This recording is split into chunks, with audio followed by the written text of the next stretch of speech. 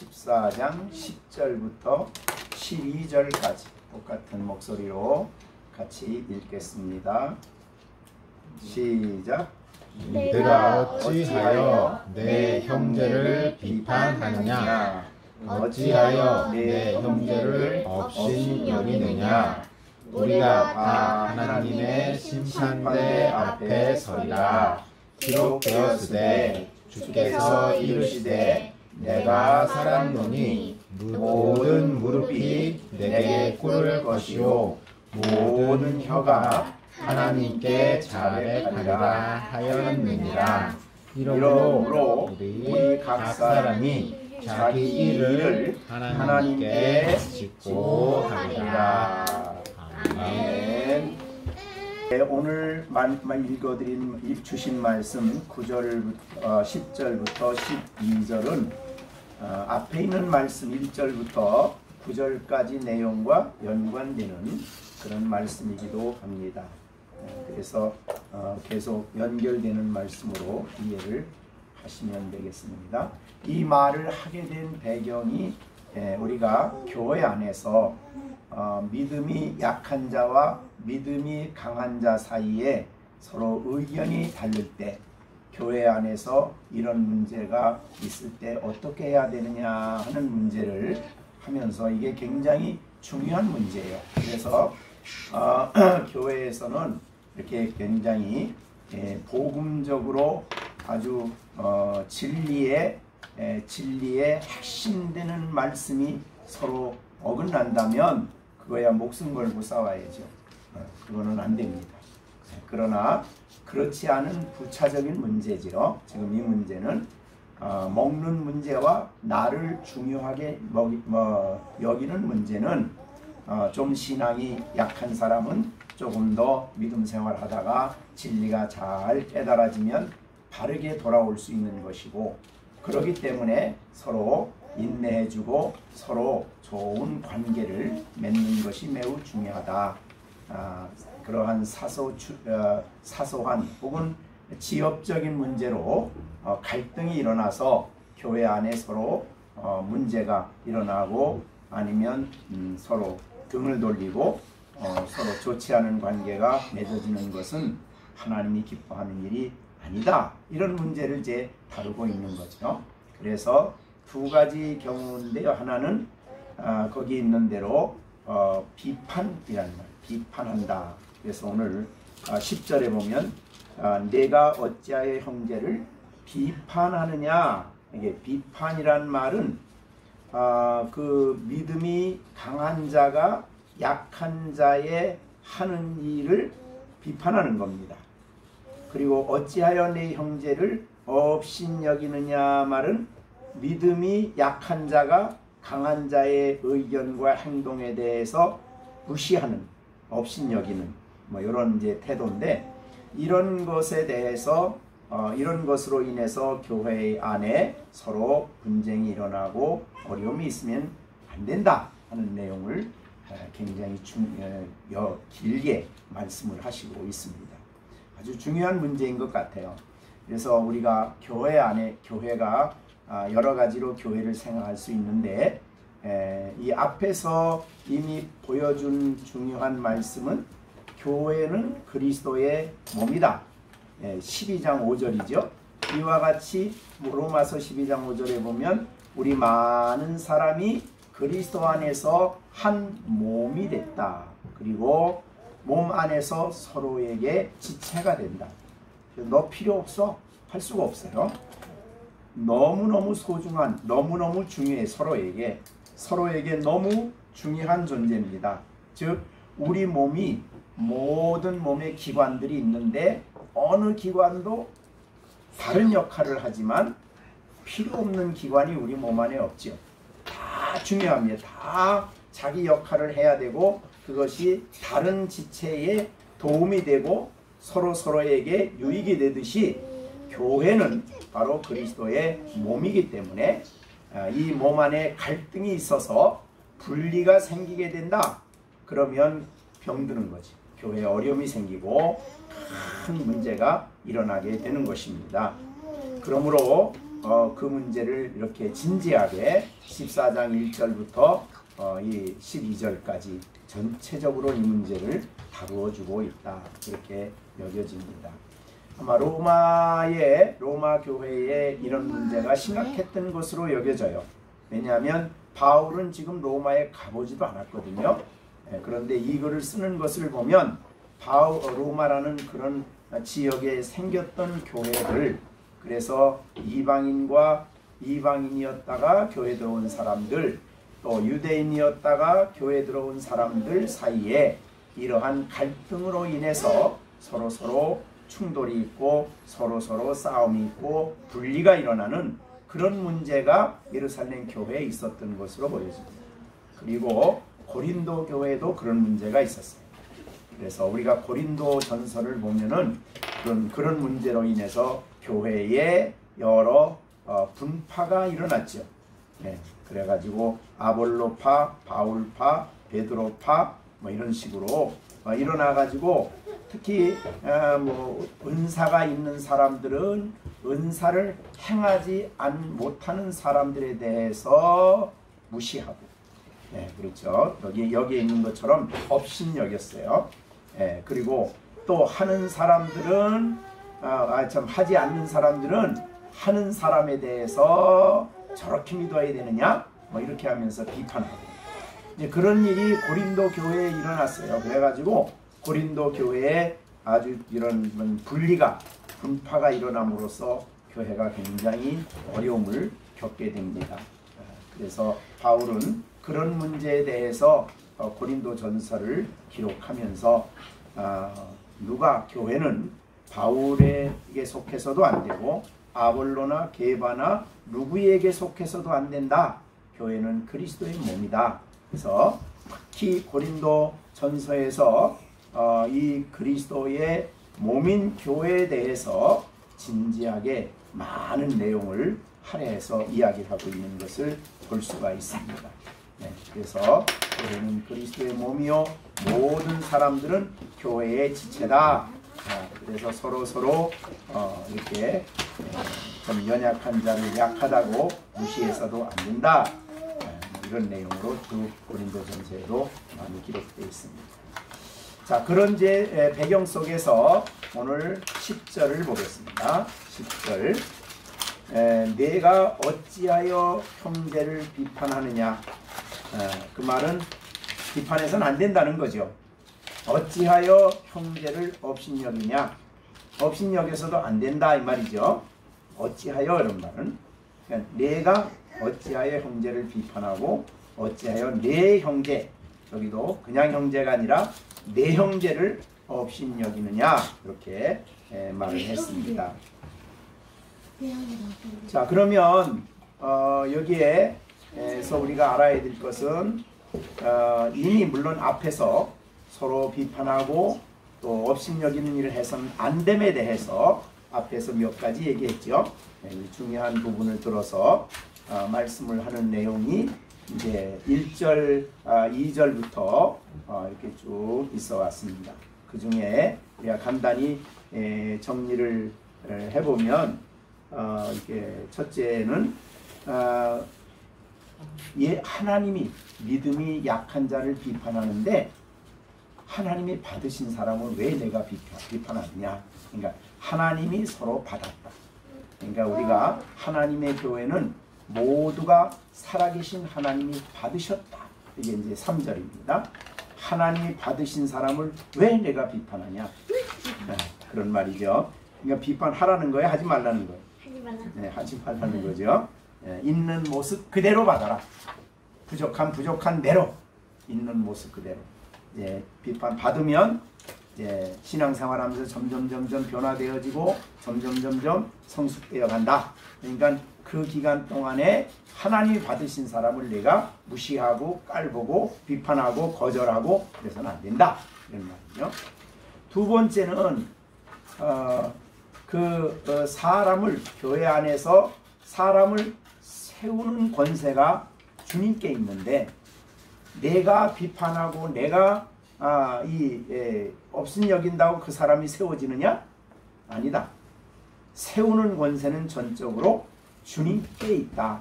그러니까 주님이 세울 때까지 좀 기다려라, 그런 말이죠.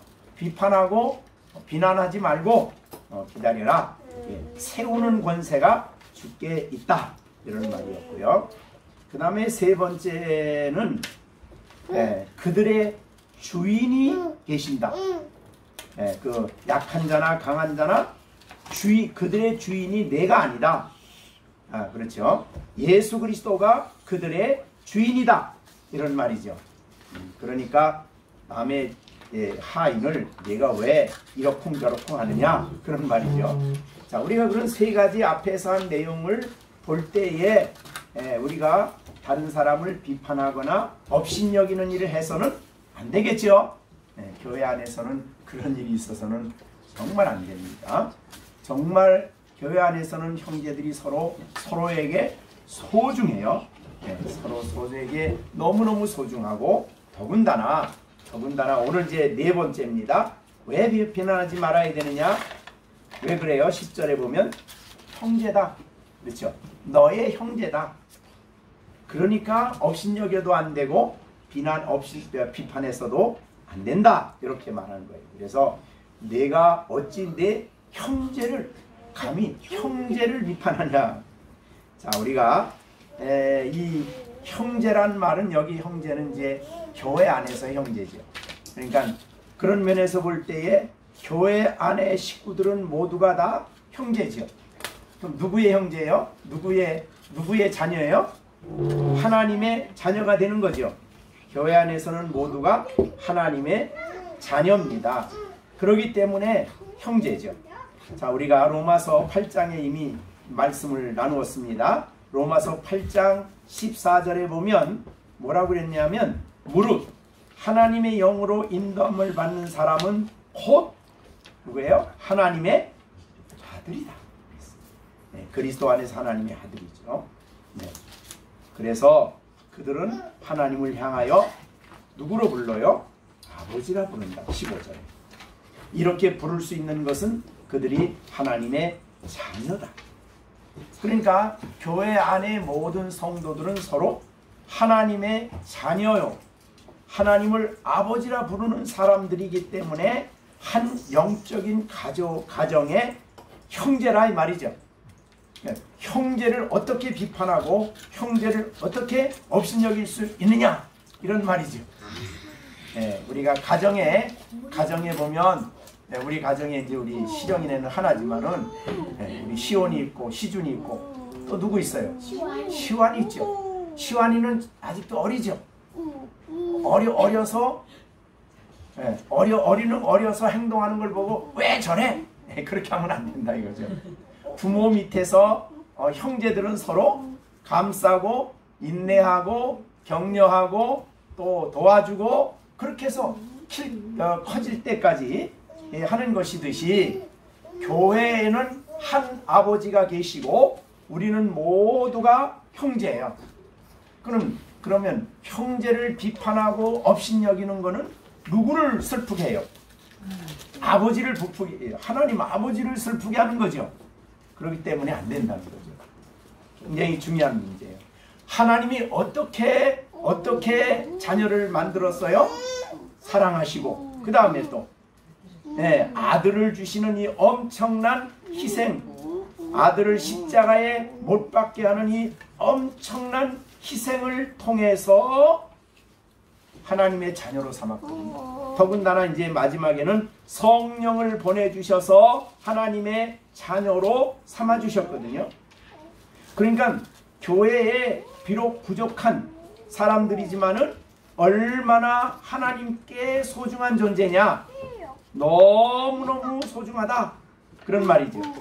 한 사람 한 사람이 하나님께는 소중한 자식이에요. 근데 그 자식을 비판하고 그 자식을 업신여기고 그러면은 하나님이 얼마나 슬퍼하시겠어요. 안 되는 거죠. 그것을 우리가 기억을 하면 가정에서 자녀들이 부족하지만 서로 이렇게 아끼고 그러듯이 하나님의 교회에서도 그런 모습을 해야 됩니다. 하나님께 너무너무 귀중하다. 그러니까 이게 이제 탕자의 비유에서 잘못이 뭐죠? 거기 보면은 탕자의 비유에서 동생이 돌아왔으면 아버지가 너무너무 기쁜 거죠. 예, 그죠? 밖에 나갔다가 들어왔으니까 너무 기쁘죠. 고생하다 들어왔으니까 너무 기쁘죠. 그래서 잔치를 했죠. 그죠? 그런데 형은 왜 와서 불평을 해요? 불만해요? 예? 아버지한테 불평불만하죠? 왜 그럴까요? 아버지의 마음을 몰라. 그죠? 아버지 아들이기 때문에 아버지가 둘째 아들을 그렇게 사랑하고 잔치를까지 베풀고 받아들이는 것, 그 아버지의 사랑의 마음을 첫째 아들은 잘 모르는 거야. 예? 그래가지고 속이 상했어. 아니 아버지 어떻게 저렇게 재산을 다 갖다 탕진하고 고생하고 아버지 재산 다 잊어버리고 오랑 아들을 뭐 이렇게 잘한 일이라고 저렇게 잔치까지 베풉니까? 이렇게 한 거예요. 그러니까 아버지 마음을 모르는 거예요. 자, 우리는 교회에서 한 자녀들이에요. 교인들끼리 서로 무시하고 사랑하지 않고 서로 비난하고 서로 다투고 하는 것을 볼 때에 그런 사람의 마음의 중심에는 뭐가 문제예요? 교회를 사랑하시고 자녀 삼아주신 하나님 아버지의 마음을 생각하지 않는 거예요. 그죠? 그래서 싸우는 거예요. 자, 그래서 우리가 여러분이 이제 제가 자주 말했던 것처럼 이사야 43장 4절에 하나님 눈에 성도들이 교회 안에 있는 성도들이 뭐 믿음이 작을 수도 있고 성경 지식이 적을 수도 있고 뭐 또 좀 오래 신앙생활할 수 있지만 그러나 교회 다니는 사람들을 볼 때에 내가 내 눈에 뭐라 그래요? 보배롭다. 누구의 눈에? 하나님 아버지 눈에 너희가 보배롭다 이 말이죠. 그게 이제 교회 성도들을 보는 하나님의 마음이거든요. 근데 보배롭고 하나님께는 존귀하고 하나님이 그들을 사랑했는데 자기들끼리 막 싸워. 속상해서. 자, 우리 시온이하고 이제 시준이는 형제인데 둘이 싸워요, 안 싸워요? 싸워요. 오늘도 싸웠어요. 그러면 아빠가 어떻게 했어요? 아빠가? 불쌍해. 네. 그러니까 우리 시온이가 시준이를 싸운다 그러면 누구를 생각하지 않는 거예요? 시온이가 하나님. 아빠를 생각하지 않는 거예요. 아빠를. 그러니까 아빠는 시온이도 사랑하고 시준이도 사랑하는데 그런데 시준이가 형하고 싸워. 그러면 시준이는 누구 마음을 생각하지 않는 거예요. 그렇죠. 교회 안에서도 그렇다 그 말입니다. 그래서 오늘 본문에 그런 말이 있어요. 다시 한번 10절 봅니다. 비판하는 사람을 향해서 바울이 하는 말이 내가 어찌하여 내 형제를 비판하냐? 형제 안에 형제. 그죠? 하나님이 아버지다. 예수님이 피로 값주고 산 사람이다. 하나님 눈에 보배다. 물론 부족할 수 있고 신앙적으로 볼 때 아직도 덜 성숙되지 않은 그런 모습일 수 있고 그래서 뭐 어떤 거를 먹고 나를 중히 여기고 뭐 그럴 수 있지만 그것 때문에 비판해서 되냐? 그건 오히려 인내해주고 참아주고 도와주고 격려해 줘야 될 문제다 그 말이죠. 자, 그래서 내가 어찌하여 굉장히 책망하는 말이죠. 어찌하여 내 형제를 비판하느냐? 책망하는 말. 그 다음에 업신여기는 사람에 대해서는 어찌하여 내 형제가 형제에 대해서 무시하고 업신여기고 그럴 수 있냐?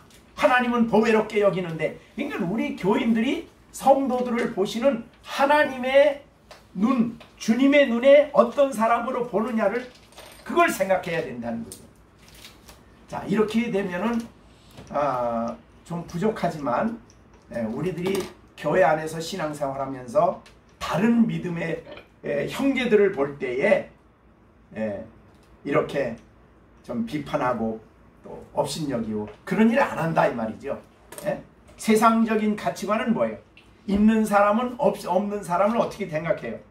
업신여기죠. 무시하죠. 배운 사람은 안 배운 사람, 뭐 세상적인 사회 지위가 있는 사람은 지위가 없는 사람을 무시하고 업신여기고 또 그런 사람을 또 뒤에 가서 뭐 네가 뭘 잘났다고 잘났다고 하면서 또 비판하고 이런 일이 교회 안에서 있을 수가 있다는 거예요. 굉장히 중요한 문제죠. 우리가 뭐 열린생교회는 이제 그런 게 없지요. 가족 같으니까. 그래서 정말 우리는 실제적으로 하나님의 가족이라는 생각 속에서 서로 귀중하게 여기고 비판이나 비난하는 게 아니라 부족한 게 있으면 내가 뭘 도와줄까? 그죠? 뭐 부족한 게 있으면 내가 뭘 줄까? 저기 시준이가 뭘 먹고 싶어 하네. 근데 나한테 그게 있어. 그럼 시온이는 어떻게 할까요? 야, 내가 가서 시준이 줘야지. 그래야 되죠. 그래, 그렇게 할. 그게 이제 엄마 아빠를 생각하는 마음이야. 안 돼, 안 줘. 난 이거 나만 알아. 그러면 이제 속상한 거예요, 부모님이. 나도 속상해. 그렇죠. 맞아. 자, 그래서 오늘 이 10장의 이 말씀이 굉장히 그래서 우리에게 중요하다 그런 말이죠. 그런데 형제를 비판하고 업신여기느냐? 그러면서 우리가 다 하나님의 심판대 앞에 서리라. 자, 우리는 무서운 말이죠. 그죠? 우리가 다 하나님의 심판대 앞에 선대요.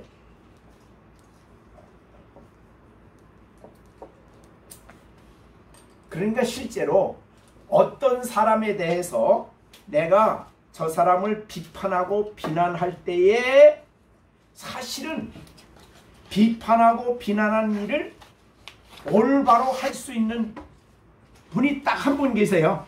예수지.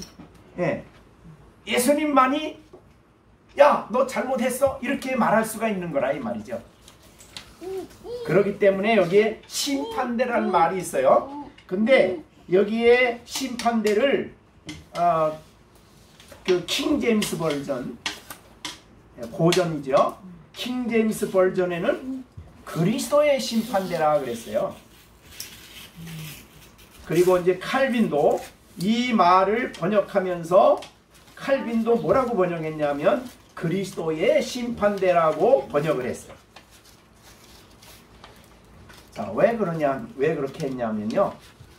하나님의 공의로운 심판대 앞에 서는 사람은 사실은 우리는 아니에요. 여기 보면 우리가 다 우리 속에 1차적으로 누가 들어가요? 바울이죠. 그 다음에 어떤 사람들이에요? 그리스도인들이죠. 그리스도인들이 예수님의 심판대 앞에 설 때는 사실은 그 심판대는 예수님의 심판대예요. 왜냐하면 하나님의 공의로운 심판대는 아니에요. 왜 그러냐면 공의로운 심판대는 뭐냐면 하나님이 지옥을 가느냐 천국을 가느냐를 결정하는 심판대가 공의로운 심판대거든요. 그러면 그 공의로운 심판대는 우리가 예수 믿을 때에 의롭다함을 얻고 죄 속죄함을 받음으로 다시는 심판대 앞에 설까요 안 설까요? 그 심판대는 안 서는 거예요.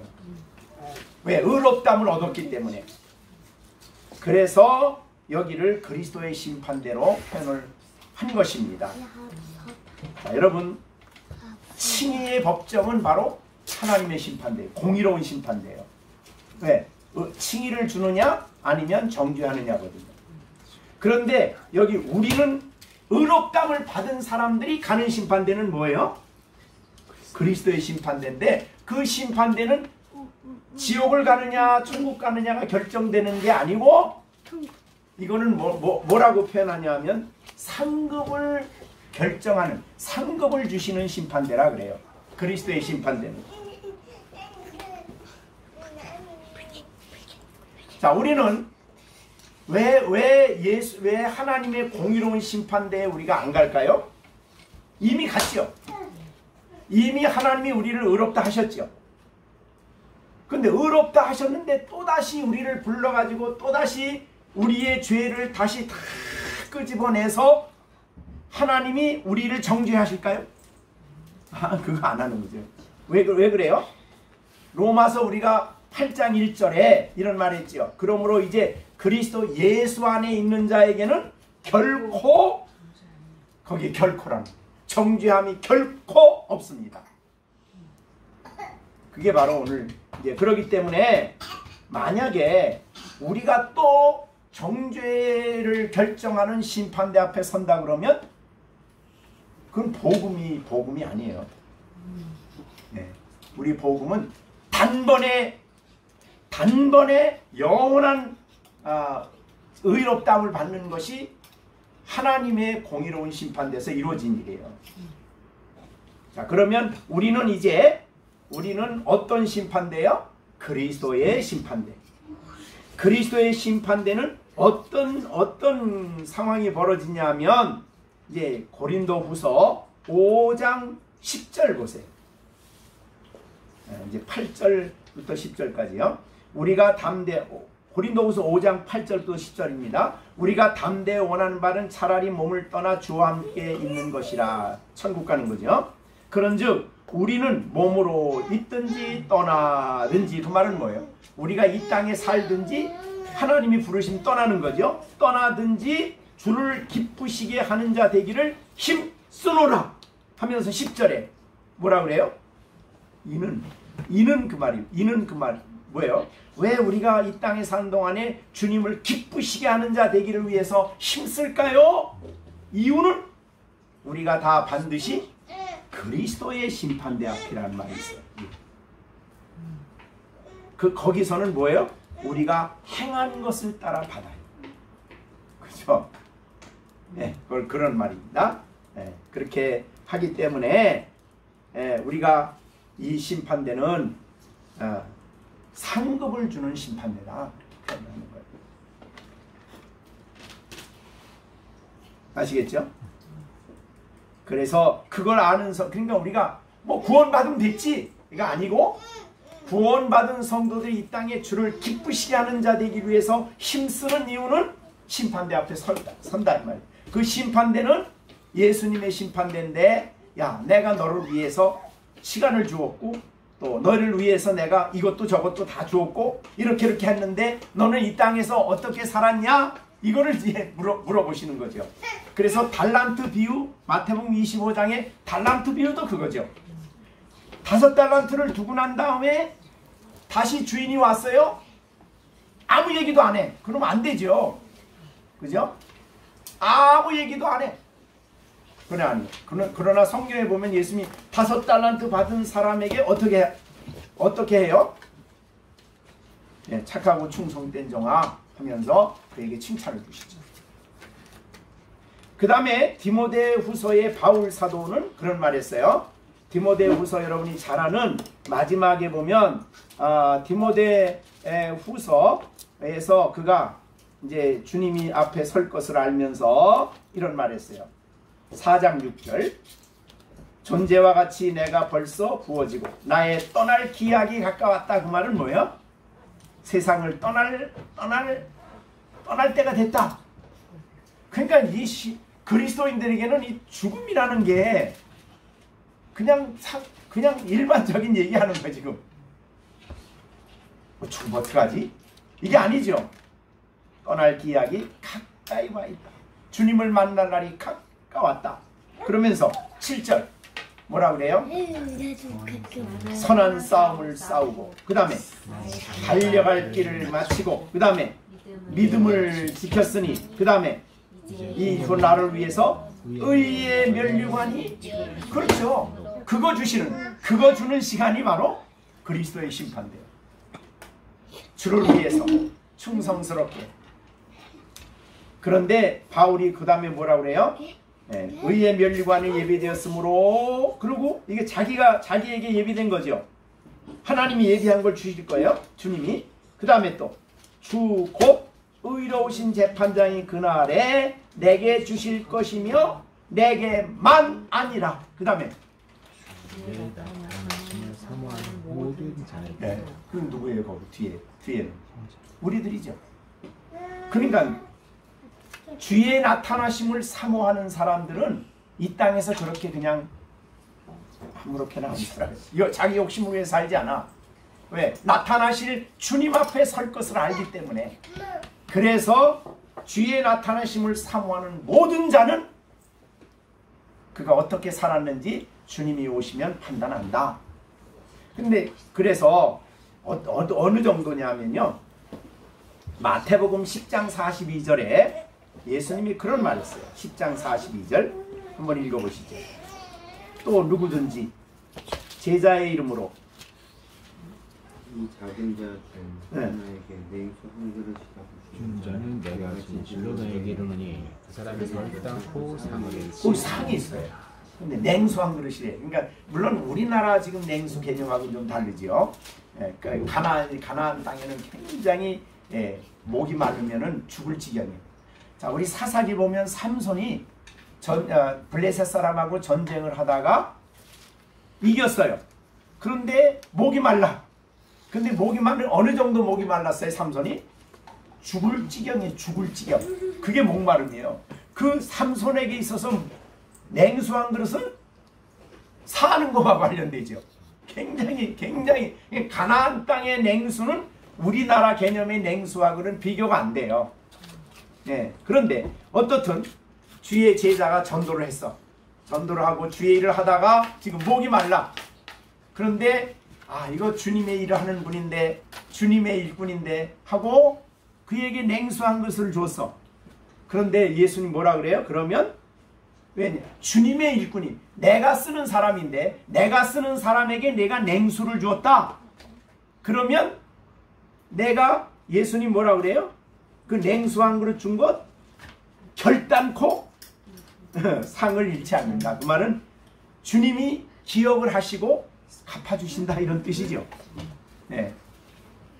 뭐 제가 목회자니까 나보고 해달라 그런 뜻은 아니고, 나는 그러니까 이거 목사님이 주의 일을 위해서 일하는데 우리가 돕자. 뭐 그래서 뭘 조금 도왔다.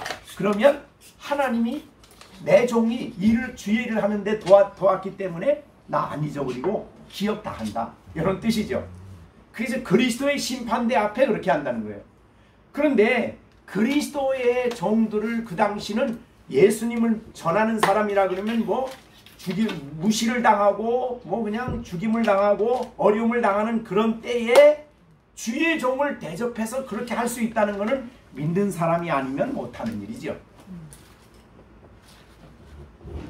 그래서 그리스도의 심판대 앞에 우리가 다 선다. 그러니까 너희가 이 땅에서 어떻게 했는지, 정말 교회의 형제를 비판하고 비난하고 싸움질했다 그러면 그 심판대 앞에 섰을 때 예수님 뭐라고 그러실까요?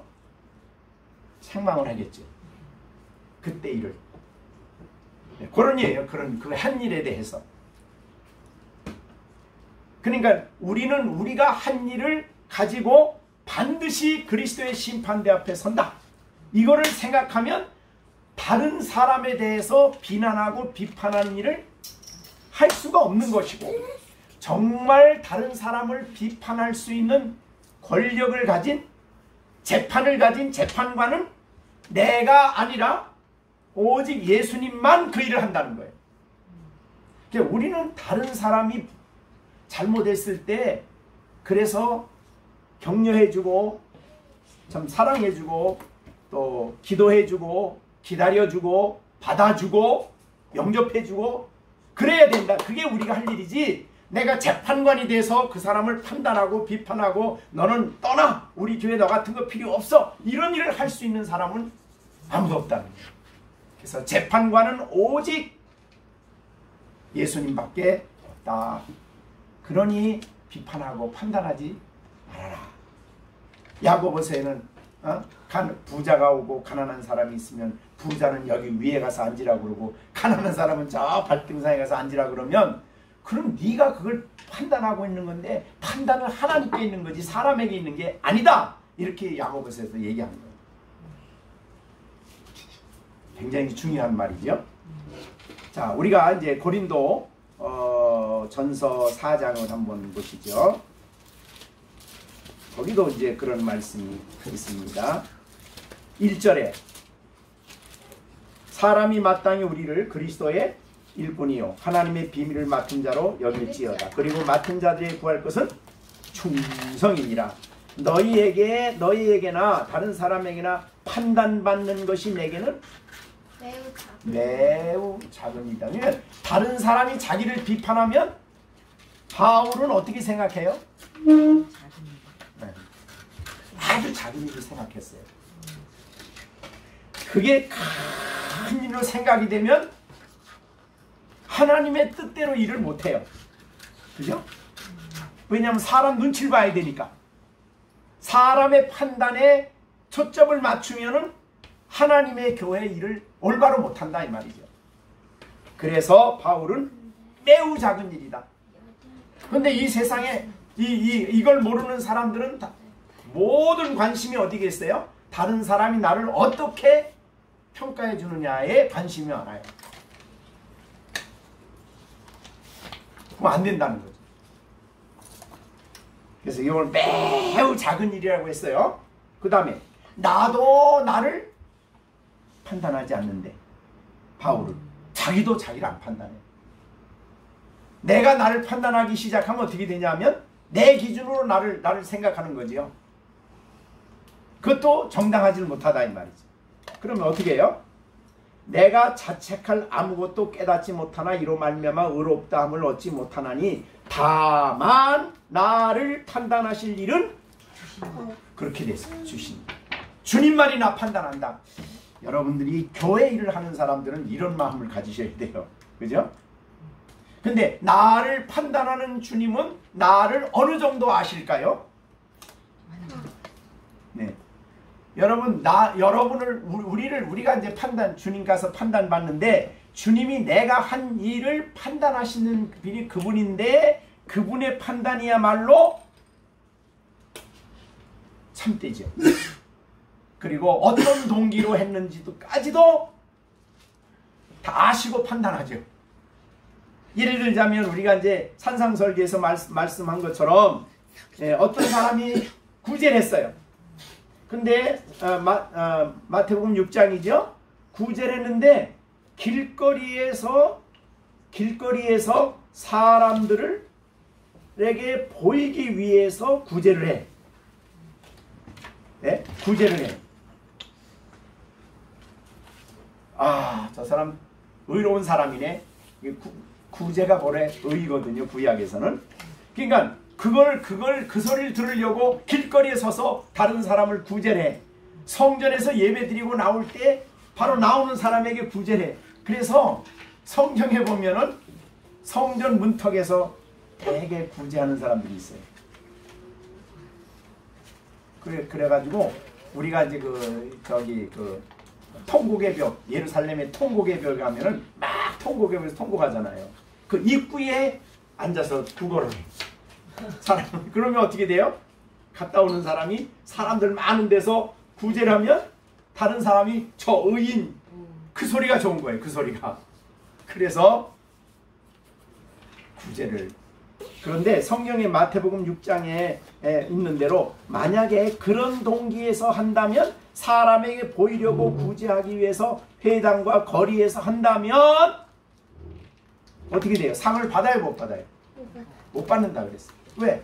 그것 때문에 했는데 무슨 상을 받아? 그러니까 그거를 알 수 있는 분이 누구예요?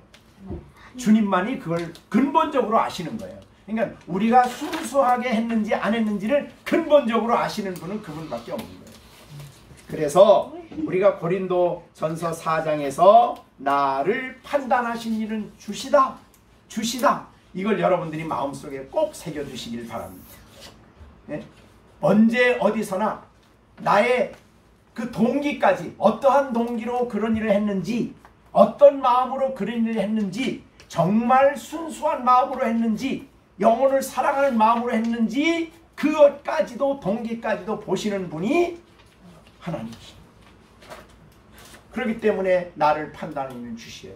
그러니까 우리가 다른 사람을 비판하고 판단한다고 할 때 우리의 판단과 비판은 다분히 거기에 온전하지 못한 부분이 많아요. 내 기준, 내 생각이 들어갈 수가 있어요.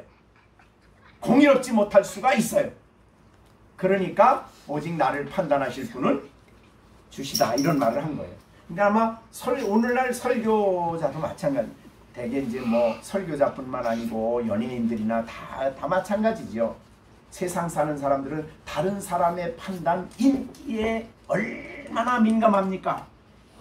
그 연예인들이 그렇게 정신에 고통을 당하는 중요한 이유는 뭐냐면, 연예인이 자기가 해야 하는 아주 좋은 일이고 이거를 자기가 정말 주신 은사고 이걸 통해서 정말 하나님을 기쁘시고 그런 게 아니에요. 그러니까 다른 사람이 나에게 얼마나 투표를 많이 던져주느냐, 그래가지고 거기에 초점을 맞추어서 하는데 어느 날 막 그냥 인기가 있다가 막 인기가 있어서 막 사람들이 하고 막 몇 프로 인기가 있다가 갑자기 인기가 없어졌어. 막 그냥 방송국에서 불러주고 막 불러주다가 어느 날 갑자기 없어졌어.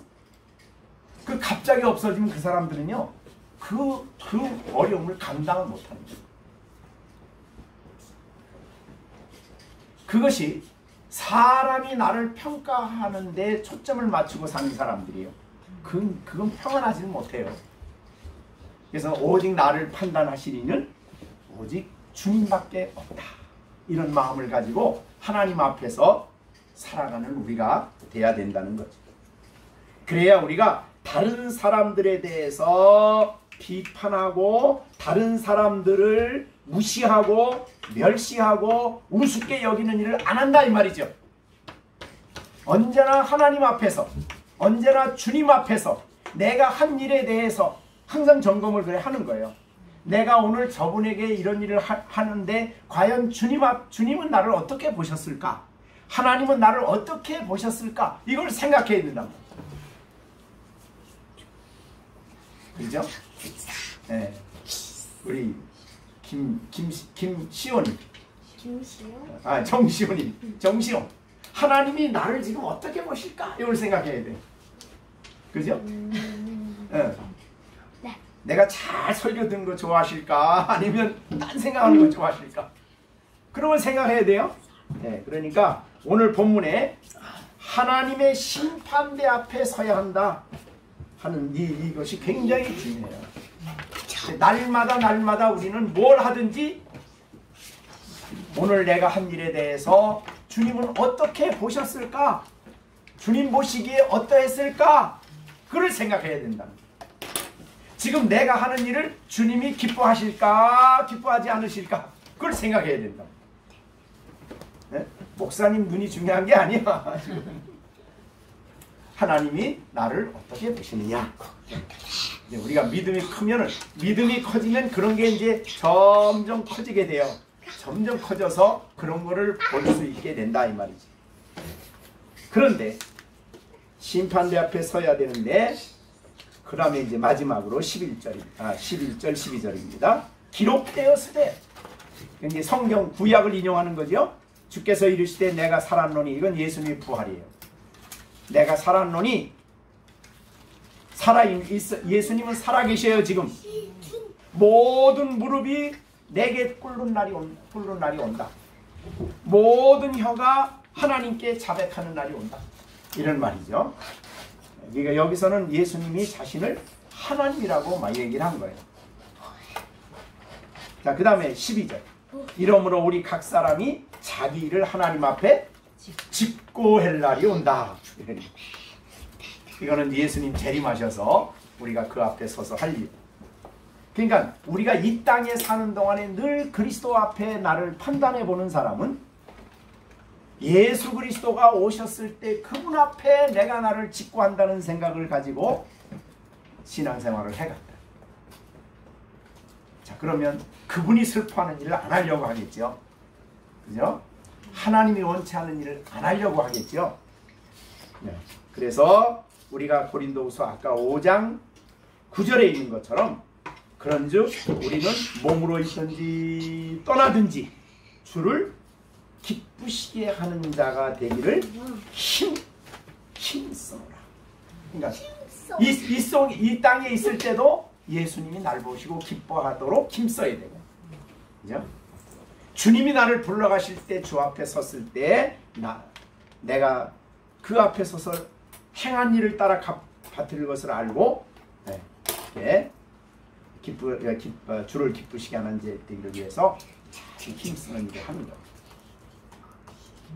거예요. 이거를 아는 사람은 내가 예수 믿었으니까 구원 받으니까 그냥 뭐 어차피 구원을 받을 거니까 아무렇게나 살아도 돼 라고 할 수 있나? 뭐 할 수 없는 거죠. 그죠? 네. 그래서 교회 안에서 형제들 사이에 그 다음에 우리가 이제 구약에도 그런 말씀이 있어요. 구약에 특히 다니엘서 마지막 14장에 보면 다니엘서 한번 보세요.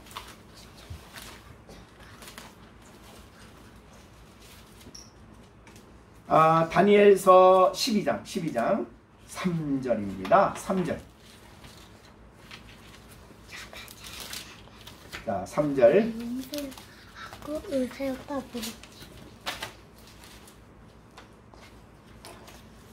이제 2절은 부활을 얘기한 것이고요. 3절은 지혜 있는 자는 궁창의 빛과 같이 빛날 것이고 많은 사람을 옳은 대로 돌아오게 한 자는 별과 같이, 그게 상이에요. 하늘의 상. 별과 같이 영원토록 빛난다. 그러니까 우리가 하나님의 교회에서 아이들에게 말씀을 가르치는 일은 정말 귀한 일이에요. 그래서 애들에게 하나님 말씀을 가르치는 일은 옳은 대로 돌아오게 하는 거거든요. 그거는 하늘에서 별과 같이 영원토록 빛나는 상을 받는 거예요. 네, 이제 귀한 일이죠. 정말 귀한 일입니다. 자, 그러면 오늘 이제 14장 1절부터 12절까지의 내용을 우리가 정리해 봅니다. 하나의 주제예요. 사실 알고 보면 교회 안에는 서로 의견 차이가 있어서 서로 다투는 일을 할 수가 있죠. 근데 그걸 하면 안 된다. 이게 이제 전체 주제예요. 그래서 특히 믿음이 약한 자는 너희가 어떻게 해요? 믿음이 강한 자가 그가 약한 자가 하는 행동과 처신과 말을 인정하고 약한 자를 너희가 받아라. 비판해서 거절하지 말고 받아들여라. 이게 이제 핵심이었어요. 네. 그래서 교회 안에서 사람들을 우리가 서로 받아들이는 일이 얼마나 중요하다는 것을 이미 우리에게 가르쳐 주신 말씀입니다.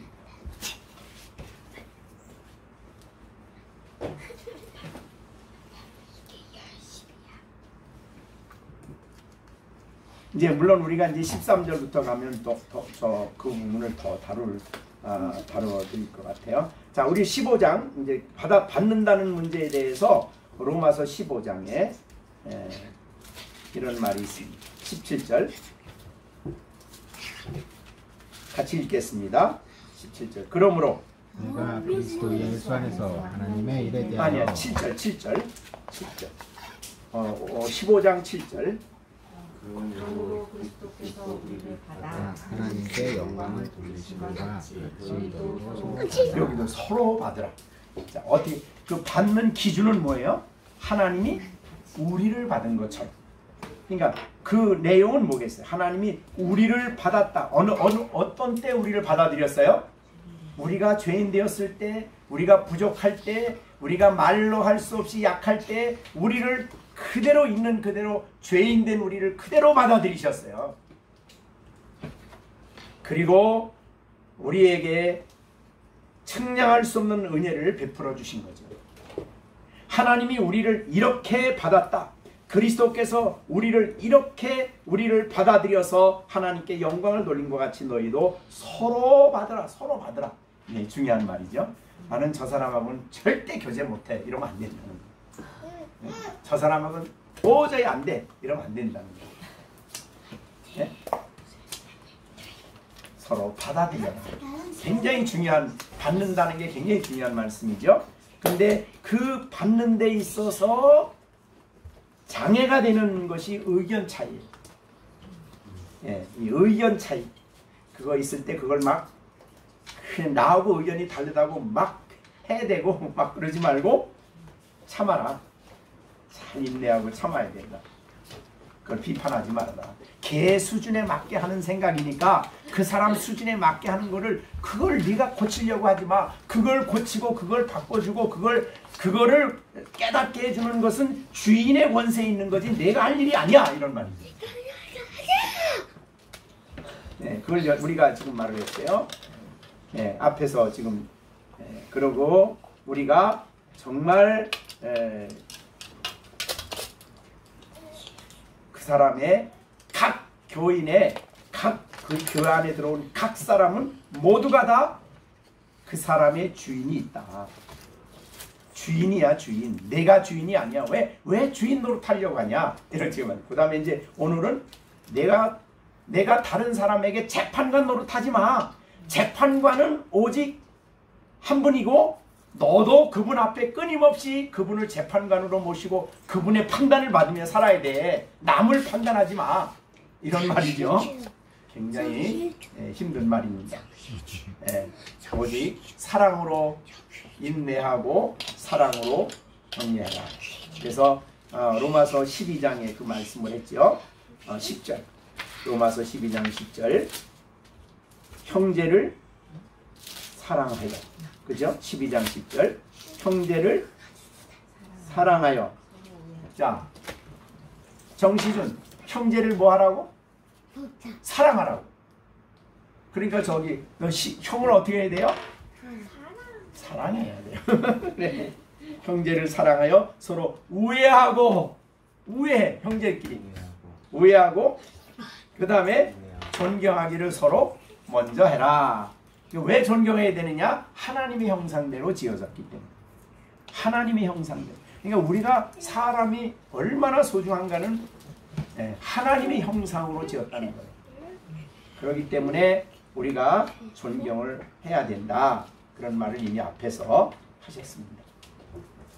왜 우리가 그렇게 해야 됩니까? 왜 우리가 그렇게 비판하지 말고 우리 이렇게 이런 모습으로 살아야 됩니까? 그러면 우리는 하나님의 자녀일 뿐만 아니라 예수를 믿음으로 거듭난 구원받은 백성입니다.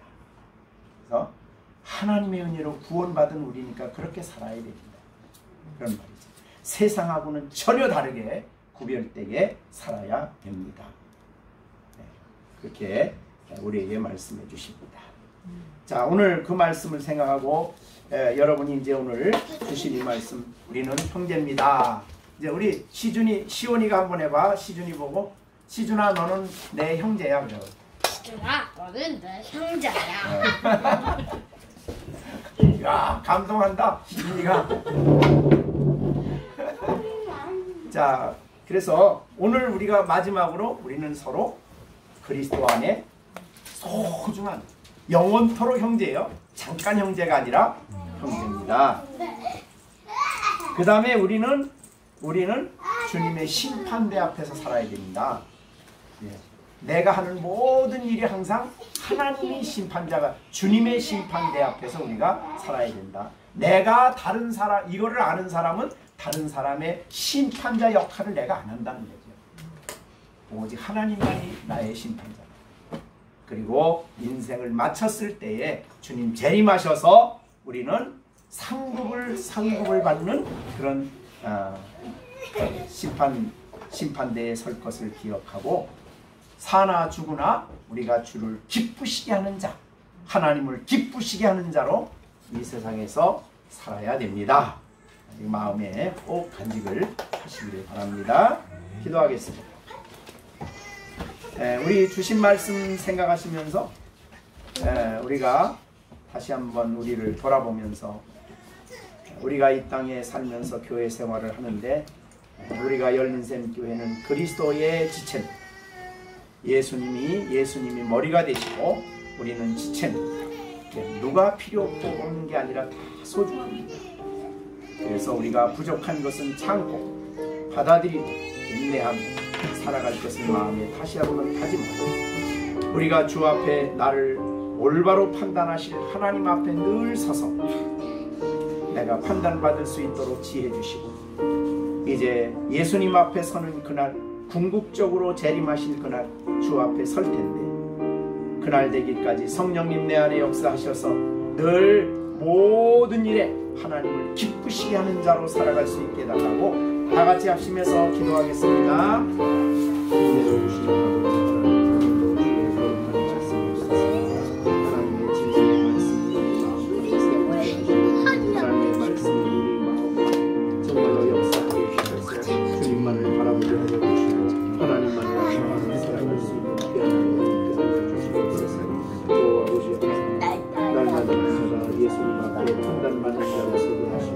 아버지 나를 재판하실 수 있는 아버지 판단하실 때는 주님을 고백하고 내가 다른 사람의 판단은 매우 작게 여기면서 나의 판단을 아버지 하나님이시여 판단하지 않게 하시고 오직 주님의 판단 앞에 설 수 있는 나 자신이 될 수 있도록 인도하여 주시옵소서. 하실 수 있게 모든 것을 받고 또 예수님의 이름으로